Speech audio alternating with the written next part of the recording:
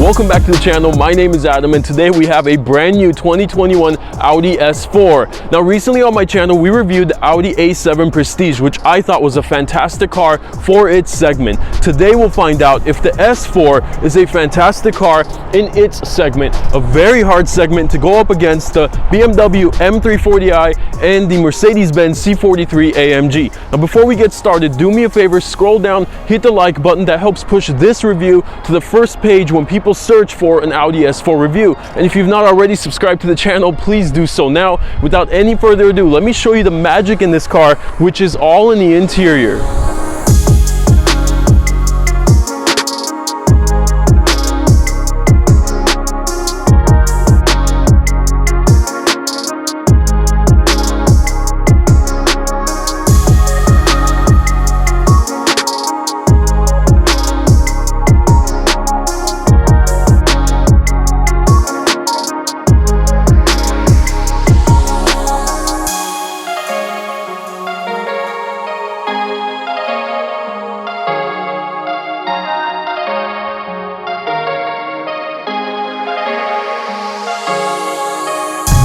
As I said, the interior is the magic in this car. When I got in, the first thing you notice is the black alcantara all over the seats, contrasting with the black leather.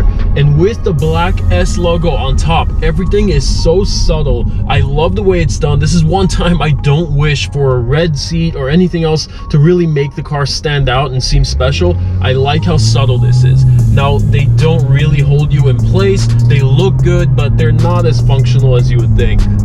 The next thing you notice right away is the amount of carbon fiber and alcantara all over the place. The door, for example, beautiful the way it's done. Again, it's all black, but it's just different materials. The carbon fiber really stands out, how shiny it is. It's beautiful. It goes all throughout the rest of the interior. It follows the line from the door across through all the panels.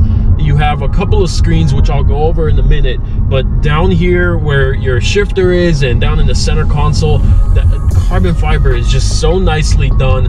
It doesn't look like it's trying too hard or anything. It really looks pretty special in this car, which I'm going to talk about a little bit, whether I think this car really is as special as it should be, but that's something I have to give it credit. It does look great. The screens up here, the top main infotainment, as I've said in previous Audis, it's good. It's not my favorite.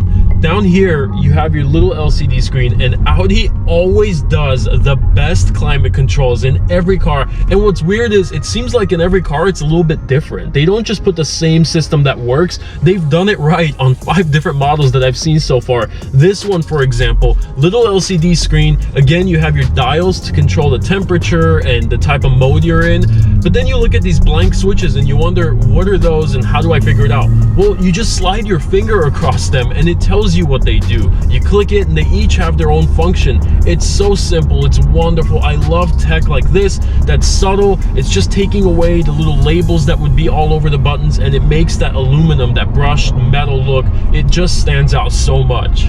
Something that I don't like that all the companies are doing now, mainly Audi, Mercedes, and BMW, they're all culprits in this.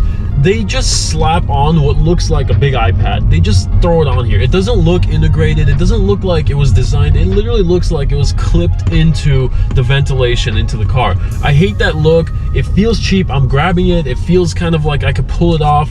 I don't like that, and they keep doing it. I like integrated systems. People want it to feel like there was a lot of effort and time and design put into this decision, but no, it looks like this is an afterthought. Like you came back and they're like, oh, you know, we have to throw in the screen. People want it. All right, fine, attach it to all the vents.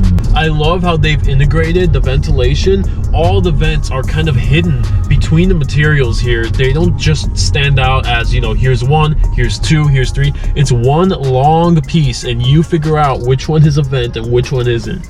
There's not a lot to talk about with the steering wheel, and even in the dash up here and the screen, there's not too much going on. You can change your modes, you can change some of the settings and what it looks like and kind of your view of it, but there's not a lot to talk about here. Now, jumping into the rear seats, I was surprised at one, how roomy they were. I mean, I've been in A4s before and I just don't remember them being this roomy. I've not checked if the packaging or the sizing has changed in the new model. This is a 2021 S4, but like I said, I had leg room, I had headroom, can't complain about that, which I remember I used to think the car was just too small back there. Another thing, the amount of Alcantara they kept for the rear passengers is just a great touch. I love that we didn't just forget about them and just say, you know what, we're gonna focus on the two up front. This is a 4-passenger, 5-passenger car, so they should put more thought into that. I like that Audi has, like I said, the interior is the magic in this car. The doors, even on the rear, have the carbon fiber Alcantara all over them. It's subtle enough and it's not excessive. It's just the right amount of material change. Now, one thing you'll notice back there, again, is the German engineering. People say this all the time, but I'll show you. Have you ever seen a more complicated way of using cup holders in the rear seats? I mean, there has to be probably 30 different components here with little screws and connectors and everything that makes this all work. It shouldn't be that way. You need one swivel to bring it down, and they either should be open already or maybe one door to pop it open. That's it. Why overcomplicate it? Now, being in the car with the music off, you get such a sense of calm, and you don't even hear the AC blowing. I mean, I'm in my own world here. It's nice. I thought for an S model it would be louder, at least the engine. I thought I would hear something, but even when you're driving, you don't really hear the engine, and that's because it is a smaller engine. Let's talk about the engine for a minute. It's a 3.0 turbo V6. It makes 349 horsepower, 369 torque. It's, you know, it's relatively low on power, especially the way it feels, and I'll show you a little bit of that here. It takes a minute to downshift. It's not as fast as Mercedes or BMW, and it doesn't feel nearly as fast as the Audi TT RS that I drove, which I'm sure was a lighter car. It's of course they're a different type of car, but this car really is just feels a little bit underpowered to me. It's opening up here. Let's give it a little bit more power, see how it does. You see, you hear it downshift. It really struggles for the first couple of seconds, and then it gets going. It feels fine. I'm not gonna say it's slow. It's a quick car, but that's what it is. It's quick. It's not fast. It's nothing scary at all about it. It's starting to rain now, and luckily we have the Quattro all-wheel drive system by Audi, which I will have no problems. I've driven these cars in the rain before with the Quattro system. Wonderful system. A heavy system. That's why this car is even heavier than the C43 AMG. Now, you get from 0 to 60 in 4.4 seconds in this car. That's not slow by any means, but would you call that fast? And the question goes, you know, every car is pretty quick nowadays, right? You take a Honda Accord with a V6 now, it's producing more power than a lot of the faster cars, you know, even mainly the Japanese ones from the 90s, even the early 2000s. So every car is generally faster. So now, is 4.4 fast enough, considering that I've paid for an S4, not an A4, not an A4S line, not just something with a better engine. I've paid for your sporty version of that car, which is already a kind of sporty, smaller sedan.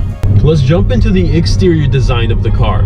Now, generally, I've always said Audis, just at every angle, they look so good, and Audi design team is just on point for the last probably 10 or maybe even 15 years. They just have not made a mistake.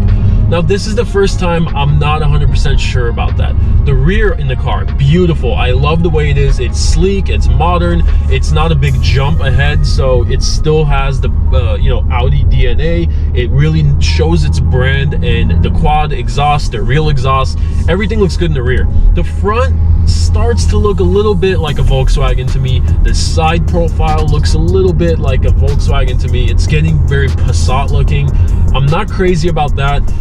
Another thing I really dislike that Audi keeps doing, and I feel like now they're doing it to spite me, the fake vents on the front. I mean, they are just, what do I have to do? I have an S model, and if I jump to an RS, do they open up then? I mean, at what point do I not get giant plastic fake vents? I'm tired of those. One thing I really like about getting an S model, and maybe even the S lines have this, is that kind of accent of the brushed metal. I mean, on the outside, you see it everywhere, all over the little bottom parts on the front, the bottom part on the side, on the rocker panel. You see it in the rear.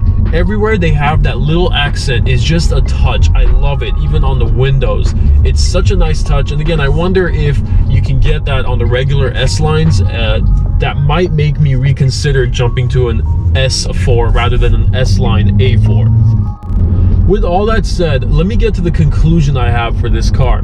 With a base price of $49,000, I just don't see it. I see a lot of nice things, right? On the inside, I see that. I love the interior. The exterior, not that exciting. I honestly, the first time I feel a little bit let down. And the car in general, driving it, being in it, there's just very little excitement. That could be from a combination of things. That could be the sound of the car is not that exciting. That could be the design is not that exciting. That could be the features that really differentiate this as an S4 are not that exciting. It could be a lot of things. But I have it in the color I would get it. I have the interior in the color I would get it. This is the best possible version for me to fall in love with the car, and I simply haven't. I'm not going to be able to sell you on this car. I think the people who would buy this are people who just generally prefer the Audi brand. I don't know if you're going to put it head to head with every car it competes with, even the Alfa Romeo Giulia. There are just a lot of kind of better cars. Again, the interior, I'm in love. I love it. The seats are probably the thing that's keeping me in here.